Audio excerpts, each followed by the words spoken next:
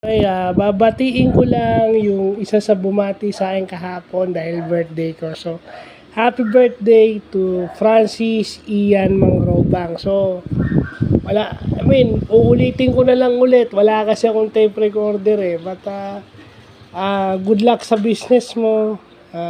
Napakaswerte mo sa buhay dahil ang anak mo nag-excel sa school. At syempre, meron kang maganda tsaka mapagmahal na misis. Yun ang importante eh. Tsaka, wag mong idadoubt yung sarili mo dahil pag ako nagsabi sa'yo na you're good looking guy, hindi ako nagbibiro. Okay? Hindi ako nagbibiro. Hindi ako katulad ng mga inabutan mo sa St. Francis na nagbibiro. Okay? Third year ka lang pumasok pero hindi ako katulad nila. Especially nung tropa mo. But I'm just here to greet you a happy birthday.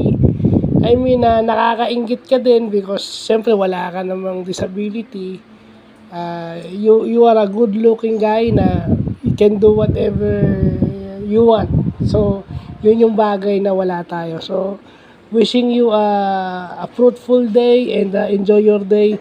Advance happy birthday and God bless you.